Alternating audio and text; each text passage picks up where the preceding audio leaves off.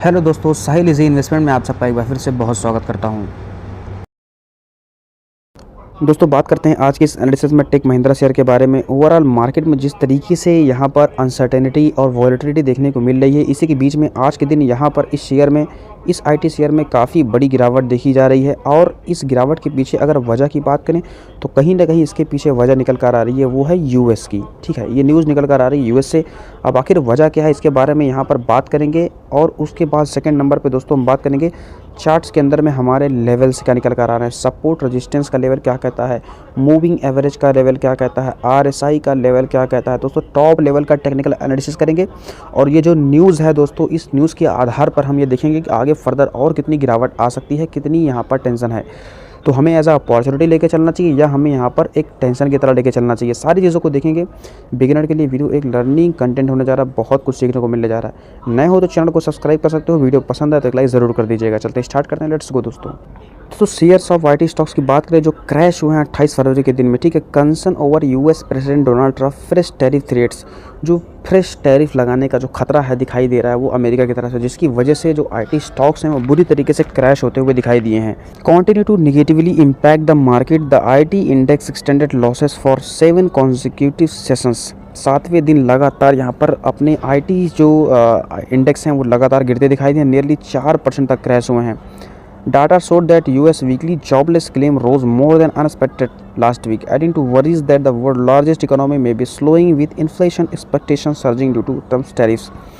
दोस्तों ट्रम्प की टैरिफ की वजह से दुनिया की सबसे बड़ी इकोनॉमी कहीं ना कहीं यहाँ पर इन्फ्लेशन और की जो चिंता है उससे गुजर सकता है या गुजर रहा है। विप्रो, कोफोज, एम्फेसिस शेयर 4% तक फॉल हो गए हैं। हैवी वेट, इन्फोसिस, एचसीएल, टेक महिंद्रा, टीसीएस की बात करें तो ये भी नियरली 3% तक डाउन हो गए हैं, dragging down the index significantly, लगातार गिर रहे हैं। The fall in the Infosys, TCS respective share prices were the biggest contributor to the downfall of the IT index. ये सब बड़े शेयर्स हैं, इनका फॉल होना जो काफ़ी ज़्यादा ये बड़े कंट्रीब्यूटर की तरह दिखाई दे रहे हैं। सबसे बड़ा इनका सहयोग रहता है मार्केट को उठाने में भी और गिराने में भी इनके इंडेक्स को। तो ये जब गिर रहे हैं तो जाहिर सी बात है इंडेक्स गिरेगा ही गिरेगा। यहाँ पर एक्चुअल में वजह क्या है वो देखते हैं। तो 27 फरवरी को ट्रम्प ने कहा था कि 25% टैरिफ जो है ये मैक्सिको कनाडा के गुड्स के ऊपर would become effective from 4 March onward. इन्होंने बोला 4 मार्च से इफेक्टिव हो जाएगा। तो 4 मार्च से जो टैरिफ है इसका असर शुरू हो जाएगा। ही also announces an additional 10% duty on Chinese import. Chinese import के ऊपर अलग से 10% का इंपोर्ट लगाने की भी इन्होंने बात कही है। Citing the continue flow of deadly drugs into the US, these new tariffs will be added to the already existing 10% levy imposed on February 4 the fentanyl crisis effectively by raising duty on Chinese import to 20%। देख लीजिए, एक चीज़ तो पहली बात तो clear कर देता हूँ मैं आपको, जिस तरीके से टैरिफ लगा रहे हैं और ये एक्शन ले रहे हैं तो कोई भी देश ऐसा नहीं है जो एक्शन नहीं लेगा। ठीक है, अभी ये लगा रहे हैं तो ये तो एक अनसर्टेनिटी यही है कि ये 4 मार्च तक रहेगा। 4 मार्च तक तो पैनिक बना रहेगा, सेलिंग देखने को मिल सकती है। 4 मार्च के बाद में या इन्हीं के बीच में चाइना जो एक्शन लेगा या चाइना की तरफ से कोई बयान आएगा, ठीक है, उनके डिपार्टमेंट की तरफ से, उनके कंट्री की तरफ से, तो फिर वो हमारे लिए फर्दर नेगेटिव आ जाएगा। यानी कि हमें जो टेंशन है ये देखने को बनी रह सकती है। फ़िलहाल अभी मार्च से उम्मीद थी रिकवरी की, लेकिन अभी लगता है कि मार्च भी ऐसे ही जाने वाला है। और ये समझ लीजिए कि हम एकदम बहुत ही करीब हैं तेज़ी के। कभी भी हमारा ये जैसी चीज़ें शांत होती हैं और कभी भी मूवमेंट देखने को मिल सकता है। कितना टैरिफ लगाएंगे भाई, आज लगा दिए, कल लगा दिए, परसों लगा दिया, अरे कितना लगाओगे, ये चीज़ तो ख़त्म होगी। ट्रेड वॉर का जो फियर है ये बना हुआ है, लेकिन शॉर्ट टर्म में बना हुआ है, तो इसी वजह से ऐसा हो रहा है। तो टेक महिंद्रा के अंदर में हम आ गए हैं 5.46% की एक दिन के अंदर में इतनी बड़ी गिरावट है। अगर 5 दिन में आप देखोगे तो 7.29% गिरावट है। 1 मंथ में देखोगे तो यहाँ पर 10.5% करीब, 6 महीने में देखोगे तो 8.5% से ज़्यादा गिरावट है। साल भर में आप अगर देखोगे तो 11.89% गिरावट है। और 5 सालों में अगर आप डेटा देखोगे तो 101% का रिटर्न है, कुछ खास नहीं है। और यहाँ पर आप चलते हैं, देखते हैं चार्ट्स के अंदर में हमारे लेवल्स की। दोस्तों टेक महिंद्रा के चार्ट के अंदर में आ गए हैं। यहाँ पर जो गिरावट आई है ये तो न्यूज़ तो आपको मैंने बता दी कि यहाँ पर गिरावट क्यों आई है, इसके पीछे वजह क्या है दोस्तों। और अगर दूसरी बात करें तो फर्दर जो फॉल आ रहा है वो एफआईआई की सेलिंग भी आपको मालूम होगा किस वजह से यहाँ पर लंबे टाइम से करेक्शन चल रहा है ओवरऑल मार्केट के अंदर में, ये तो आप देख रहे हो। दूसरा, इसका जो ये ऑल टाइम हाई है, प्रीवियस इसका जो हाई था ये आप देख सकते हो कहीं ना कहीं सेम लेवल पे है और ये एक रेजिस्टेंस की तरह है। तो शेयर यहाँ से रैली देने के बाद जब रेजिस्टेंस फेस किया तो यहाँ से गिरावट भी आप देख सकते हो। क्यों? क्योंकि यहाँ पर ये रेजिस्टेंस को भी फेस किया हुआ है। तो ये एक और मुख्य वजह टेक्निकली हमने आपको बताया, जिसकी वजह से यहाँ पर आप देख सकते हो अपने हाई से रेजिस्टेंस को फेस करने के बाद में कंटिन्यू शेयर गिरते जा रहा है।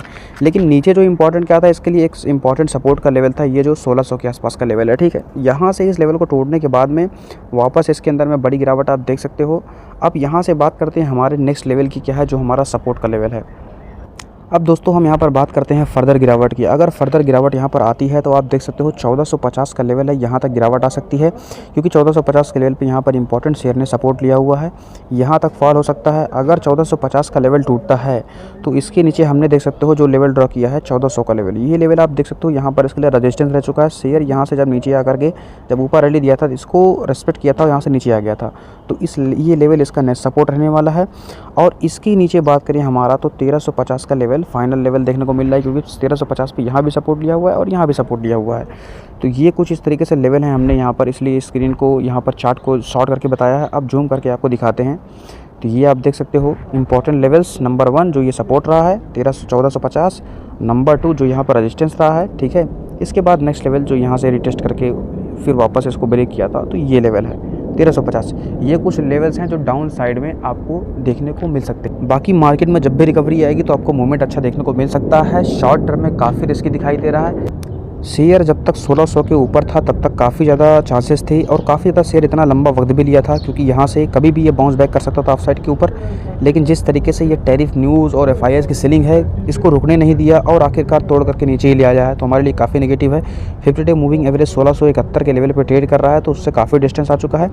RSI लेवल की बात करें तो ओवरसोल्ड जोन की तरफ आपको जाते हुए दिखाई दे सकता है 25 के पास में, तो काफ़ी रिस्की है शॉर्ट टर्म में। बाकी कोई लॉन्ग टर्म का नज़रिया है तो बिल्कुल आप होल्ड कर सकते हो, और यहाँ पर थोड़ा सा और नीचे आने का भी वेट करना चाहिए। बिल्कुल भी इस समय अभी एंट्री का वक्त नहीं है, मार्केट को स्टेबल होने का वेट करना चाहिए। दोस्तों कोई बाय सेल का रिकमेंडेशन नहीं, वीडियो सिर्फ एजुकेशन पर्पस के लिए है। अपने ऑन रिस्क पर शेयर को बाय सेल कीजिएगा। वीडियो पसंद आया तो लाइक करो, चैनल पर तो सब्सक्राइब करो। मिलते हैं नेक्स्ट टॉक में, तब तक के लिए बाय बाय दोस्तों। हंसते रहिए, मुस्कुराते रहिए।